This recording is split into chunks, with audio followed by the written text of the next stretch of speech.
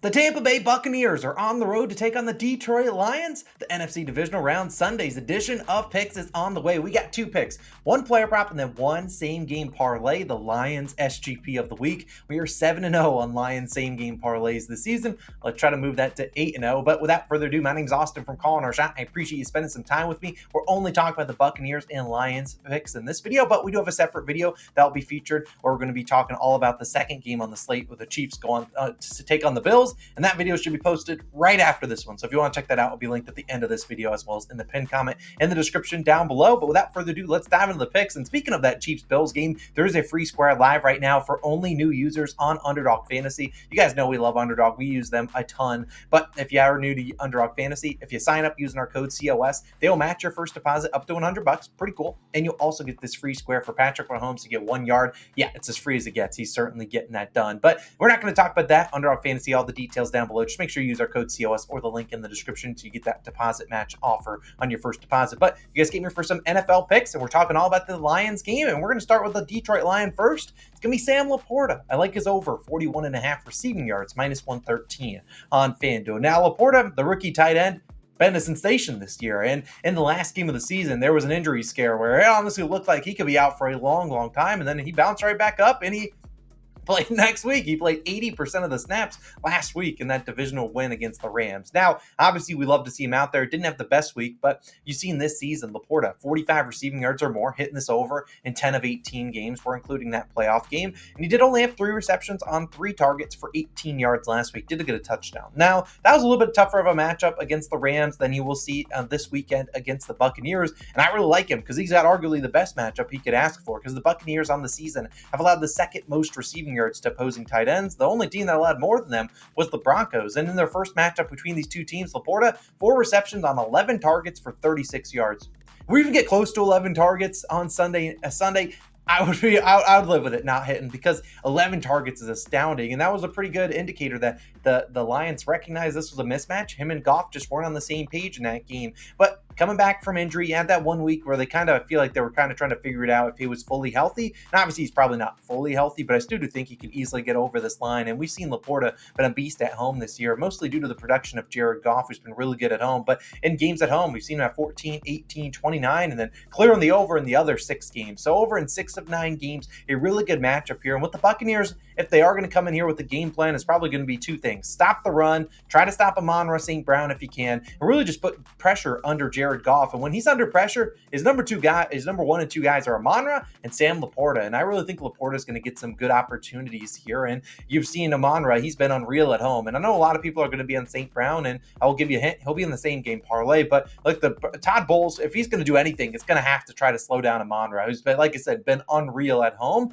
And the Bucs have struggled against wide receiver ones, so probably going to struggle against St. Brown. But at the end of the day, I really do think that they're going to just have to lean on LaPorta. His receptions line is at 4.5, despite only 3 last week. His line also went up by about 16 yards after last week's dud. I think they're saying, hey, we think he's going to run a lot more deeper routes, and I really think LaPorta's in for a good workload here. I think he gets 6 to 8 targets, and I certainly think he has a chance to get over this line. So give me his over. It's 42, 41.5. I'd play it up to about 45.5 yards. Sam LaPorta, I think, is in for a great game against the Tampa Bay Buccaneers. The team really struggling against tight ends. Hopefully he makes them pay. Now, like I said, second pick of this video, and then we'll talk about who I think wins this one if I like the over or under. It's going to be the same game parlay. It's what a lot of people came here for. We are 7-0 on Lions same game parlays. Arguably, it should just be the ladder challenge. We'd be on a day 8. But either way, we're going to dive into this one. Let's talk about guys that have been featured plenty of times. Let's talk about this 4-leg same game parlay at plus 128 on FanDuel. Now, I will offer some pivots because I know there will be some people on different books that might not have identical lines to this. So before you comment that, let me at least talk about this one,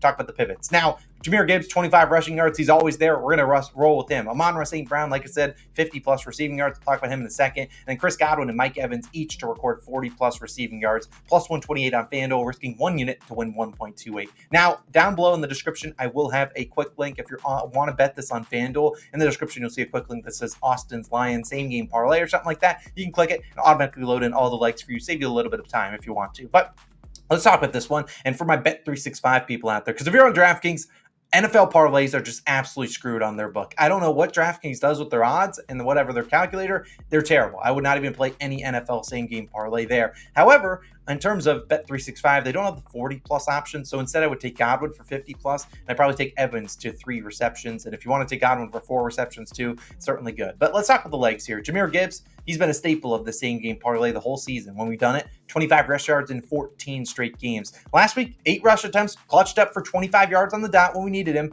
but you look at this matchup, not the best matchup against the Bucs. However, he didn't play versus them back in week 6. That was a game Montgomery had 6 carries for 14 yards. Craig Reynolds had like 10 carries for 15 yards. No success running straight north and south against the Bucs. That's going to be real tough. However, I think they have some success on the edge, and I think that's what they're going to try. Gibbs' rush attempts line still set to 10.5, which is what it was last week, and he soared under that. I'm willing to lose if it's Gibbs not getting us 25 rush yards. He can get 0 in the first half. Still have a good chance to get us 25, especially if they're in a run-heavy game script. Now, St. Brown, I don't really need to talk about him a ton. He has been an absolute beast. 50 receiving yards in 15 of 17. 77 receiving yards in all 8 at home. 100+ in 6 of 8 at home. Look, what more do I have to say? The guy's been unreal. We'll continue to roll with Amon-Ra, who's just been an absolute legend. I don't care what the Buccaneers try to do. They aren't going to stop him from getting 50. Now I move to the Buccaneers side of the equation because I don't want to target any more Lions, although I don't mind LaPorta for 25. Don't want to put all my eggs into a LaPorta basket. We'll talk about Chris Godwin and Mike Evans. Godwin, 40 receiving yards, done that in 14 of 18 this season. He did have 6 for 77 versus Detroit in week 6. Mike Evans on the other side, 40+ receiving yards in 15 of 18. 4 receptions for 49 yards on 10 targets versus Detroit in week 6. Now, that was a week 6 game where Baker Mayfield sucked. They lost by 14. He only threw for 206 yards, barely completed above 50% of his passes. I anticipate him being a little bit better on Sunday, and even if he isn't, they still got it done. And while last week we saw, a down week, I mean, it wasn't a down week for Baker, but an up week for David Moore, Trey Palmer, Kate Otten. Those guys went off. Godwin and Evans still got 40 yards. I think this is a game where they try to use their number 2 guys a little bit more, number 1 and 2, and those guys are just going to feast. The Lions, I just don't think have a good matchup for either of them. So this same Lions same game parlay involves a couple Buccaneers, but that's kind of the staple of it. We involve a couple of them, and this has been 7-0. We're trying to go to 8-0, and if the Lions moved and went on and go to the NFC Championship, we'll try to go to 9-0 hopefully next week. But I really like this one. Like I said, quick link down below in the description to save you some time when you're entering it. 50 yards for Amon-Ra, Jahmyr, 25 rush yards, and then 40 apiece for Chris Godwin and Mike Evans. Combine their name for Chris Evans. That's a movie actor. But that is my Lions same game parlay. And finally, we'll wrap up the video with my leans. Like I said, these are just leans on the game. I really don't bet a lot of spreads and over-unders. If I were to bet them, gun to my head, Buccaneers +6 and the under 49.5.